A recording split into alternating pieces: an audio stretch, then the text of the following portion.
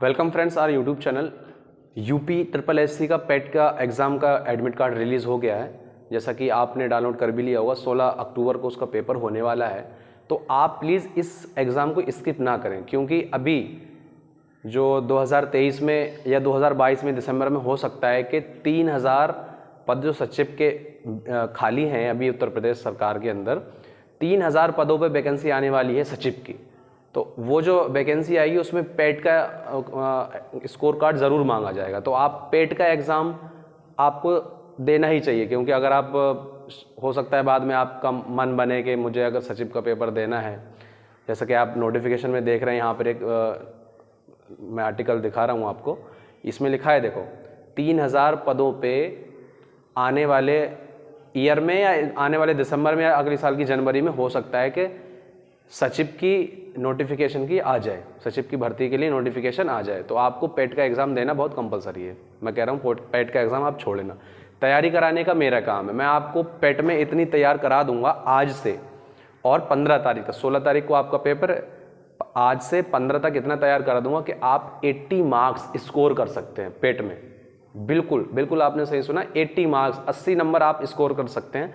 Video की length ज़्यादा से ज़्यादा होगी 10, 15, 20 मिनट बहुत हो गए, 20 मिनट की लेंथ होगी भी नहीं, लेकिन आपको 2 घंटे जो वीडियो में मैं आपको बताऊं, उसके बाद 2 घंटे उससे रिलेटेड आपको पढ़ना है। बस ये आप 15 तारीख तक कर लें, आपके 80 नंबर डेफिनेटली आपके 80 नंबर स्कोर होने वाले हैं पेट के एग्ज़ाम में। और पेट का एग्ज़ाम क्यों ज़रूरी है, क्योंकि आपको पता है जितनी भी सी ग्रुप और डी ग्रुप की जो भर्ती होती है यूपी गवर्नमेंट के अंदर, उसमें पेट मांगा जाता है। और अभी सचिव की भर्ती आने वाली, तो आप स्किप ना करें। मैं आपको बता रहा हूँ, सिलेबस सबके पास होगा ही सिलेबस, और जिसके पास नहीं है लिंक मैं डिस्क्रिप्शन में दे दूँगा, आप सिलेबस को डाउनलोड कर लें। सिलेबस को डाउनलोड करने के बाद एक एक टॉपिक हम सिलेबस का डिस्कस करेंगे, एक एक टॉपिक के बारे में हम डिटेल में मैं आपको बताऊंगा, और उस टॉपिक को बाद में आपको पढ़ना भी है, एक्स्ट्रा नॉलेज भी अपने पास से उसमें ऐड करना है, जो कि मैं आपको बता रहा हूँ 2 घंटे आपको पढ़ना है, वही आपको पढ़ना है। तो सिलेबस का फर्स्ट टॉपिक है सिंधु घाटी की सभ्यता। आइए हम स्टार्ट करते हैं। सिलेबस का फर्स्ट टॉपिक है सिंधु घाटी की सभ्यता। इसे इंग्लिश में इंडस वैली सिविलाइजेशन। आपका जो पेपर होगा पेट का, वो इंग्लिश हिंदी दोनों मीडियम में आता है, तो आप हिंदी और इंग्लिश दोनों साथ लेके चले। मैं आपकी इसकी हिंदी में ट्रांसलेट करता चलूँगा। इंडस वैली सिविलाइजेशन, इसकी डेट क्या है, 3300 से 1300 BC। BC का मतलब होता है बिफोर क्राइस्ट, ईसा पूर्व। इसे हिंदी में क्या कहते हैं, ईसा पूर्व, ईसा पूर्व ऐसे कहते हैं इसे हिंदी में। तो इसमें 3 फेज थे, 3 फेज है, एक अर्ली, हड़प्पन, मैच्योर और लेटर। तो मैंने तीनों का ना लिख के अलग अलग एक ही लिख दिया, 3300 से लेके 1300 तक। यहाँ पर हड़प्पन जितने भी सिविलाइजेशन साइट थी हड़प्पन सिटी की, हड़प्पन सिविलाइजेशन की, सिंधु घाटी की सभ्यता की, तो वो फ्लोरिश हुई, वो पनपी वहाँ पर। तो एक एक सिटी के बारे में हम जान लेंगे, जहाँ से क्वेश्चन बन सकता है, कैसे क्वेश्चन बनेंगे वो भी मैं आपको बताऊँगा। सबसे पहली सिटी है हड़प्पा। हड़प्पा इसे कहते हैं, इंग्लिश में हड़प्पा प्रोनाउंसिएशन होता है, हड़प्पा। ये किसने डिस्कवर की थी, दयाराम साहनी ने 1921 में। दयाराम साहनी ने 1921 में ये साइट को डिस्कवर किया था। कौन सी नदी के किनारे, ये रावी, ये नदी का नाम लिखा है, रिवर, ये रिवर का, रावी नदी के किनारे ये हड़प्पा साइट है। इसमें क्या क्या चीज़ मिली थी हमें, granaries, male torso, lingam and yoni, painted pottery, mother goddess and dice, ये चीज़ें वहाँ पर फाउंड हुई थी। ग्रेनरी जहाँ पर अनाज रखा जाता है ना, क्योंकि इंडस वैली सिविलाइजेशन में, सिंधु घाटी की सभ्यता में सबसे ज़्यादा एडवांस अगर कोई सिटी थी वो 2 थी, एक हड़प्पा, एक मोहनजोदाड़ो। मोहनजोदाड़ो के ऊपर आपने मूवी भी देखी होगी, ऋतिक रोशन की एक मूवी भी आई है, इनमें ये चीज़ मिलती है। फिर उसके बाद मोहनजोदाड़ो की हम बात करें तो ये किसने की थी डिस्कवर, RD बैनर्जी। कौन सी नदी के किनारे है, इंडस नदी के किनारे है। इंडस नदी को सिंधु नदी भी कहते हैं, हिंदी में सिंधु नदी, इंग्लिश में इंडस रिवर। इसमें कौन कौन सी चीज़ें मिली थी, पशुपति सील, जो कि बहुत ही ज़्यादा अहमियत रखती थी इस टाइम पे, पशुपति सील, डांसिंग गर्ल, और ग्रेट बाथ। आज के टाइम का ग्रेट बाथ समझ लो जैसे कि स्विमिंग पूल, बड़ा सा स्विमिंग पूल, वाटर पार्क, तो वहाँ पर ग्रेट बाथ भी था। इतनी एडवांस सिटी थी, great bath, dancing girl, Pashupati की सील, और जो रोड होते थे, रोड वो एकदम 90 एंगल पे कटे हुए होते थे, बिल्कुल एकदम 90 के स्ट्रेट, जो कहते हैं ना रेक्टेंगल फॉर्म में स्ट्रेट, तो एकदम गली भी चौड़ी चौड़ी थी, ड्रेनेज सिस्टम भी बहुत अच्छा था। फिर आती है तीसरी लोथल, किसने डिस्कवर की थी, S राव। कौन सी नदी के किनारे, भोगवा नदी के किनारे है, ये नदी का नाम है, भोगवा रिवर। इसमें क्या मिला था हमें? Cremation site. क्रेमेशन साइट का मतलब होता है जो जिसे शमशान घाट कह लो या कब्रिस्तान कह लो, cremation site. Double burial rice, double burial मतलब एक सिंगल होता है फिर डबल होता है, डबल कर देते हैं, डबल ब्यूरल ग्राउंड मिला था। राइस हस्क हमें यहाँ पर देखने को मिला था। ये 3 साइटें हो गई और भी मैं आपको आगे को बताता हूँ, पूरी आज इस पार्ट में हम कवर कर लेंगे। फिर इसमें क्या है? चाहुंदारो। 4th नंबर पे क्या है? चाहुंदारो। किसने डिस्कवर किया था? NG मजमूदार। कौन सी नदी के किनारे है? इंदस, सिंधु नदी के किनारे। मैं आपको फिर बताऊं, इंदस और सिंधु एक ही नाम है, इंग्लिश में इंदस कह लेते हैं, हिंदी में सिंधु नदी। बीड मेकर, यहाँ क्या मिला था? Beed maker, terracotta, bullock cart होता है ना, छोटा सा बना लेते हैं बुलक कार्ट, जिसे घोड़ा तांगा या कुछ भी बोल सकते हैं लोकल लैंग्वेज में। टेराकोटा बुलक कार्ट मिला था।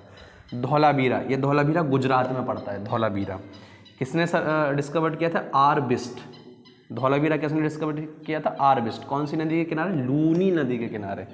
वाटर हार्नेसिंग सिस्टम, यानी कि आज के टाइम पे जो वाटर ट्रीटमेंट प्लांट होते हैं उस टाइम पे वाटर हार्नेसिंग सिस्टम वहाँ पे था, सिंधु घाटी सभ्यता में इस साइट पे था, धौलावीरा में। सुरकोदादा, एस जोशी ने डिस्कवर किया।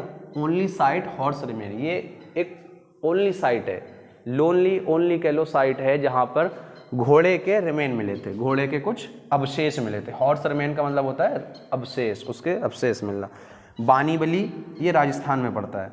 Oval shaped settlement, Oval shaped settlement होता है ना, बिल्कुल ओवल शेप्ड, एकदम उठा हुआ ओवल शेप। लैपिस लजूली कौन सी नदी के किनारे?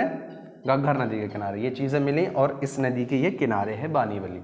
और इसी लाइन में मैं आगे को आपको बताऊंगा जो कि और इसमें साइट है। हाँ, फिर इसके आगे की ये है Rakhigarhi. Rakhigarhi latest site discovered है, मतलब ये सबसे नई साइट है जो अभी तक, सबसे पहले क्या हुआ था? हड़प्पा डिस्कवर्ड हुई थी, लेकिन ये नई साइट है जो अभी लेटेस्ट में डिस्कवर्ड हुई है। लेटेस्ट साइट जिसे कहते हैं, अभी डिस्कवर्ड हुई है, राखीगढ़ी है। यूपी के पर्सपेक्टिव से, क्योंकि यूपी SSSC के ये एग्जाम है, कौन सी साइट हड़प्पन सिविलाइजेशन की है, सिंधु घाटी की सभ्यता यूपी में आती।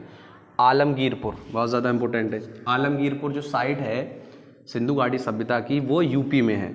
फिर इसमें क्वेश्चन कैसे और बन सकता है कि बताइए कि इंडस वैली सिविलाइजेशन जो फ्लोरिश हुआ था इंडस नदी के किनारे, सिंधु घाटी की नदी के किनारे जितना भी सिटी थी उसमें southern most, northern most, eastern most ऐसी साइट आ सकती हैं। तो नदर्न मोस्ट यानी कि सबसे उत्तर में कौन सा साइट थी? साइट का मतलब है विलेज या टाउन या सिटी। तो सबसे उत्तर में कौन सी थी? नदर्न मोस्ट का मतलब था सबसे उत्तर में, तो उसका नाम था मांद। सदर्न मोस्ट सबसे दक्षिण में दियामाबाद। ईस्टर्न मोस्ट सबसे पूरब में आलमगीरपुर, या यूपी वाली आलमगीरपुर। वेस्टर्न मोस्ट सबसे वेस्टर्न में कौन से? सुक्ता जैनदोर। ये 4 साइट थी। आप इसका स्क्रीनशॉट भी ले लें, इससे पेपर में अगर पूछेगा इससे बाहर नहीं पूछेगा।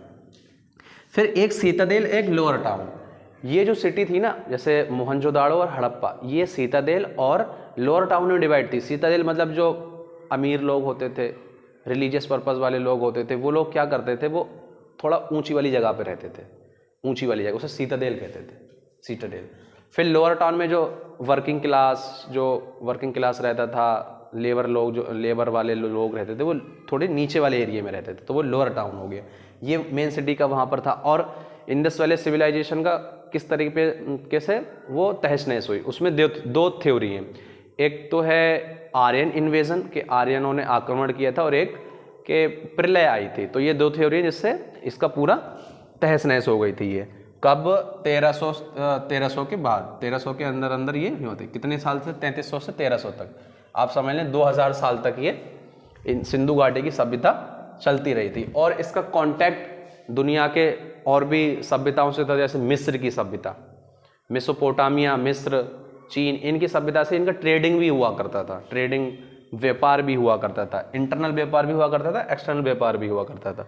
तो ये चीज़ें आ सकती हैं। आप यहाँ से ओवरव्यू लेके आपने ये सीखा, और आप 2 घंटे आप इंडस वैली सिविलाइजेशन के बारे में पढ़ लें तो आपको बहुत ही अच्छे से नॉलेज हो जाएगा। इस वीडियो को अगर आप रेगुलर इस चैनल को फॉलो करेंगे तो मैं आपको 15 तारीख तक इतना तैयार करा दूंगा कि आप यूपी SSSC पैट में 80 मार्क्स स्कोर कर सकते हैं, और वो 80 मार्क्स आपके जो आने वाली सचिव की वैकेंसी है उसमें बहुत ज़्यादा अहमियत रखते हैं। तो अगर आपको ये अच्छा लगा हो तो लाइक कर सकते हैं, चैनल को सब्सक्राइब कर सकते हैं। Thank you.